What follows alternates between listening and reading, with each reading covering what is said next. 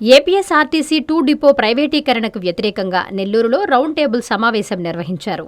బస్టాండ్లో ఉన్న ఏపీఎస్ఆర్టీసీ రిషద్ ఉద్యోగుల కార్యాలయంలో జరిగిన ఈ సమావేశంలో ఆర్టీసీ రిటైర్డ్ ఉద్యోగులు, వామపక్ష నాయకులు, ఆర్టీసీ ఉద్యోగ సంఘాల నాయకులు పాల్గొన్నారు. ఈ సందర్భంగా RTC staff and workers association రాష్ట్ర అధ్యక్షుడు జానీ బాషా మాట్లాడుతూ ప్రభుత్వం మొదటి విడతగా 800 ప్రైవేట్ బస్సులను ప్రవేశపెడుతుందని అన్నారు. ఆర్టీసీ ఆస్తులను ప్రైవేట్ పరం చేయడానికి ప్రయత్నిస్తుందని అన్నారు. ఏఎఫ్టీయూ నాయకుడు యానాదయ్య మాట్లాడుతూ ఎన్నో ఏళ్లుగా ప్రజాసేవలో ఉన్న ఆర్టీసీని ప్రైవేట్ పరం చేయడం దారుణం అన్నారు. కార్మిక సంఘాలు ఈ దారుణాన్ని అడ్డుకునేందుకు ఉద్యమించడానికి సిద్ధంగా ఉన్నారు. ఏఐటీయూసీ ప్రధాన కార్యదర్శి మధు మాట్లాడుతూ చంద్రబాబు నాయుడు పినాకిల్ కంపెనీకి అప్పజెబుతున్నారన్నారు. స్త్రీలకు ఉచిత బస్సు పథకం ప్రకటించి అధికారంలోకొచ్చారన్నారు. ప్రభుత్వ రంగ సంస్థలను ఒక్కొక్కటిగా ప్రైవేట్ పరం చేస్తున్నారని సిఐటియు నాయకుడు అజయ్ కుమార్ అన్నారు. ఈ కుట్రను అన్ని కార్మిక సంఘాలు ఖండిస్తున్నాయని అన్నారు. స్టాఫ్ అండ్ వర్కర్స్ ఫెడరేషన్ రాష్ట్ర గౌరవ అధ్యక్షుడిని. ఆర్టీసీలో మొదటి విడతగా 750 విద్యుత్ బస్సులు ప్రైవేట్కి తీసుకురావాలని చెప్పేసి ఈ ప్రభుత్వం జీవో నంబర్ 88ని విడుదల చేసింది. ఆ తర్వాత మరో ఇంకొక 300 బస్సుల్ని విద్యుత్ బస్సులు తీసుకురావాలన్నది. దీన్ని గ్రాస్ కాంట్రాక్ట్ కాస్ట్ పేరు మీద జీసీసీ పేరు మీద తీసుకురావాలని చూస్తూ ఉంది. ఇవి కనుక వస్తే మొత్తం ఆర్టీసీలన్నీ నిర్వీర్యం అయ్యేటువంటి పరిస్థితి ఉంది. ఆర్టీసీలో ప్రస్తుతం ఉన్నటువంటి 8400 బస్సులు ఈ పూర్తిగా విద్యుత్ బస్సులు చేయాలని చెప్పేసి ఆ జీవోలో రాష్ట్ర ప్రభుత్వం పేర్కొన్నది. ఇది చాలా దుర్మార్గమైనటువంటి విషయం. ఆర్టీసీకి ఈ పాటికే 43,000 మంది కార్మికులు ఉన్నారు. ఈ 43,000 మంది కార్మికుల్లో డ్రైవర్లు, మంచి నైపుణ్యం గల మెకానిక్లు చాలామంది ఉన్నారు. ఆర్టీసీ విద్యుత్ బస్సుల్ని, మన ప్రైవేట్ విద్యుత్ బస్సుల్ని ప్రైవేటు వారికి ఇవ్వకుండా వాళ్ళకి ఇచ్చేటువంటి సబ్సిడీ ఆర్టీసీకే ఇచ్చి ఆర్టీసీల ద్వారానే కొనుగోలు, నిర్వహణ, మెయింటెనెన్స్ చేయాలని చెప్పేసి మేము డిమాండ్ చేస్తున్నాం. ఆర్టీసీలో నైపుణ్యం ఉన్నటువంటి డ్రైవర్లు, అదేవిధంగా నైపుణ్యం ఉన్నటువంటి మెకానికల్ ఉన్నారు కాబట్టి 4 వర్క్షాపులు ఉన్నాయి కాబట్టి ఈ పిఎంఈ పథకం నుంచి దీన్ని తప్పించి ఈ రాష్ట్ర ప్రభుత్వం, కేంద్ర ప్రభుత్వంతో మాట్లాడి బస్సుల్ని ఆర్టీసీల ద్వారానే ఈ యొక్క విద్యుత్ బస్సులు నడపాలని చెప్పేసి, తద్వారా ఏదైతే స్త్రీశక్తి పథకం ఉందో ఆ స్త్రీశక్తి పథకాన్ని మరింత ముందుకు తీసుకుపోయే దానికోసంగా అది ఉపయోగపడదని చెప్పేసి మేము చేస్తున్నాం. ఒక విద్యుత్ బస్సుకి 5 డీజిల్ బస్సులు వచ్చేటువంటి పరిస్థితి ఉంది ఆ రేటుకి. కాబట్టి డీజిల్ బస్సుల్ని పెంచాలని చెప్పేసి, ఈ యొక్క వాతావరణ కాలుష్యం అనేది ఇది చాలా దుర్మార్గం. ఇది 0.03% మాత్రమే ఈ యొక్క కాలుష్యం వస్తుంది. దీనివల్ల మిగతా ఫ్యాక్టరీల వల్ల, ఇతర వాహనాల వల్ల వచ్చేటువంటి కాలుష్యాన్ని కూడా ఆర్టీసీ మీద నెడతా ఉన్నారు. దీనివల్ల ఆర్టీసీ కాలుష్యానికి నిజంగా రాష్ట్ర ప్రభుత్వానికి, కేంద్ర ప్రభుత్వానికి చిత్తశుద్ధి ఉంటే ఈ యొక్క ప్రజా రవాణాని, ఆర్టీసీలని బలోపేతం చేయాలి. డీజిల్ బస్సుల్ని, అదేవిధంగా సిఎన్జి బస్సులను కూడా తీసుకురావచ్చు. ఈ యొక్క ఆర్టీసీ ఇప్పుడున్నటువంటి ఈ యొక్క డీజిల్ బస్సుల్ని రిస్టోర్మెంట్ చేసి విద్యుత్ బస్సులుగా మార్చేటువంటి అవకాశం కూడా ఉంది. దీనికి సుమారుగా యావరేజ్గా 50 లక్షలు మాత్రమే ఒక బస్సు ఖర్చు అవుతుంది. ఆ విధంగా కూడా చేయొచ్చు. మార్గాలు చాలా ఉన్నాయి. కాబట్టి ఈ మార్గాలను ఏమి లేకుండా ఎవరికో ప్రైవేట్ కంపెనీ వాళ్ళకి ఆర్టీసీలో ఉన్నటువంటి స్థలాలు, ఆర్టీసీలో ఉండేటువంటి ఇన్ఫ్రాస్ట్రక్చరు, ఆర్టీసీలో ఉండేటువంటి బస్సుల్ని మొత్తం పక్కన పెట్టేసి ఈరోజు కార్మికుల్ని ఇబ్బంది పెట్టేటువంటి పరిస్థితిని దీన్ని ప్రజలు కూడా దీన్ని ఆలోచించాలని చెప్పేసి, ప్రజా పోరాటంగా దీన్ని మంచాలని చెప్పేసి ఈ సందర్భంగా కోరుతున్నాం. మధు, ఏఐటీసీ జిల్లా ప్రధాన కార్యదర్శి. చంద్రబాబు నాయుడు గారు ఆర్టీసీని ప్రభుత్వంలో కలిపి కార్మికులందరికీ మేలు చేశాయని చెప్తున్నారు. కానీ ఇప్పుడు చూస్తే ఈ ఆర్టీసీని పినాకిల్ అనే సంస్థకి అప్పగించడం ద్వారా ఆర్టీసీని ఒక వ్యాపారంగా మార్చేస్తున్నారు. ఎందుకంటే ఈరోజు నెల్లూరు నడిబొడ్డులో దాదాపు 300 కోట్ల రూపాయల ఆస్తిని అప్పనంగా పినాకిల్ అనే ఒక ఎలక్ట్రికల్ కంపెనీకి అప్పనంగా అప్పచెప్పబోతా ఉన్నారు. ఇది చాలా దుర్మార్గమైన చర్య. ఈరోజు ఆయన ఎలక్షన్లో ఉచిత బస్సు పథకం పెట్టేసి అధికారంలోకి వచ్చారు. కానీ ఈరోజు ఈ ఎలక్ట్రికల్ బస్సులు తీసుకురావడం ద్వారా అక్కడ ఉచిత పథకాలు ఏవి కూడా పనిచేయవు. విద్యార్థులకు రాయితీలు ఉండవు, వృద్ధులకు రాయితీలు ఉండవు.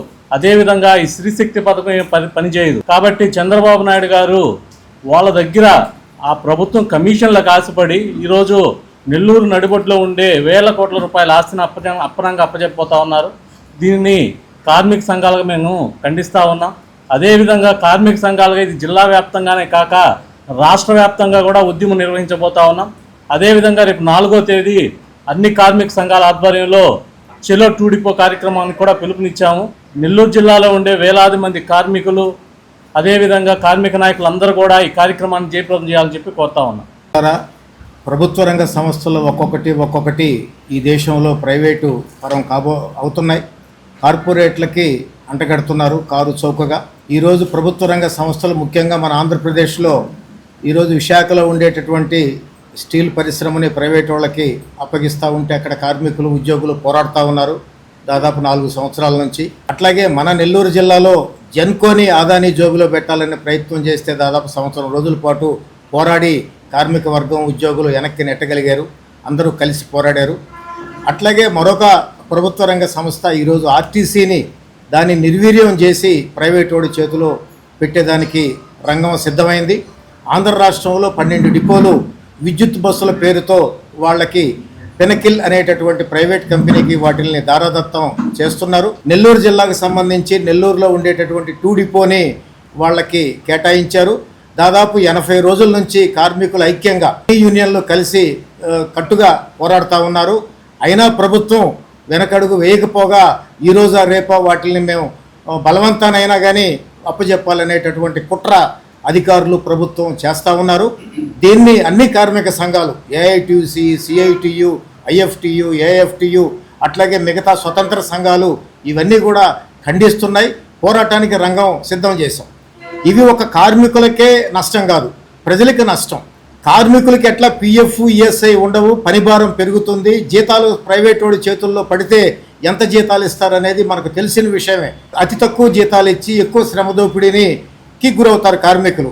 రెండో వైపు ఇప్పుడు ఉండేటటువంటి మహిళలకు సంబంధించినటువంటి ఉచిత బస్సు భవిష్యత్తులో ఉండదు.